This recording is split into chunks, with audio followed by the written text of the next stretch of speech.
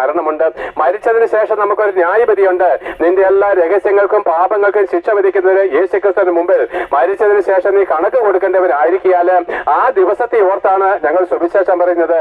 അതേ പ്രിയപ്പെട്ട മദ്യപാനിയായിരിക്കും നീ, ആ മദ്യപാന നിമിത്തം നരകാഗ്നിയിൽ കരിയപ്പെടും. അമ്മയപ്പന്മാരെ ബഹുമാനിക്കാത്തവനാണെങ്കിൽ ആ നിയമം വെച്ച് നിന്നെ അവൻ നരകത്തിലേക്ക് തള്ളിക്കളയും. ഭാര്യയെ സ്നേഹിക്കുകയും അവർക്ക് എന്താണ് വേണ്ട നന്മകളും കൊടുക്കാത്തവനാണെങ്കിൽ എന്താണ് നീ നരകവിധിയിലേക്ക് പോകും. ഭർത്താവിന് കീഴടങ്ങാതെ ദുർനടപ്പിലേക്കോ മറ്റ് അഹങ്കാരത്തിലേക്കോ വന്നെങ്കിൽ നീ നരകത്തിലേക്ക് പോകും. എല്ലാ ഭരണാധികാരികളും മാനസാന്തരപ്പെടുന്നില്ലെങ്കിൽ നരകത്തിലേക്ക് പോകും. ഈ ഭൂമിയിലെ ജീവിതം ഇന്നോ നാളെ തീർന്നു പോകുന്നതാണ്. എന്നാൽ പ്രിയപ്പെട്ട യേശുക്രിസ്തുവിന്റെ രക്തം എന്താണ് നമുക്ക് നൽകി തന്ന ബാധ്യത? നമ്മൾ ഇന്നവരെ അറിവില്ലായ്മയുടെ കാലങ്ങളിൽ എന്തൊക്കെ പാപം ചെയ്തുവോ, എന്തൊക്കെയും കഷ്ടങ്ങൾ കൂടെ കടന്നുപോയോ, ആ യേശുക്രിസ്തുവിലേക്ക് തിരിഞ്ഞാല് അവന്റെ രക്തം സകല പാപവും പോക്കി നമ്മളെ ശുദ്ധീകരിക്കും. അതുകൊണ്ടാകുന്നു ഞങ്ങൾ പ്രാഗൽഭ്യത്തോടെ പ്രസംഗിക്കുന്നത്. ഞങ്ങൾ പാപികളായിരുന്നു, ആർക്കും വേണ്ടാത്തവരായിരുന്നു, എല്ലാവരുടെ മുമ്പിൽ എന്താണ് നിന്ദാപാത്രങ്ങളായിരുന്നു. ഞങ്ങളുടെ പാപം കടും ചുവപ്പായിരുന്നു. എന്നാൽ ഞങ്ങൾ മാനസാന്തരപ്പെട്ട് യേശുക്രിസ്തുവിലേക്ക് തിരിഞ്ഞ നാളില് അവന്റെ രക്തം സകല പാപവും പോക്കി ഞങ്ങളെ ശുദ്ധീകരിച്ച് ഞങ്ങളെ പുതിയ സൃഷ്ടിയാക്കി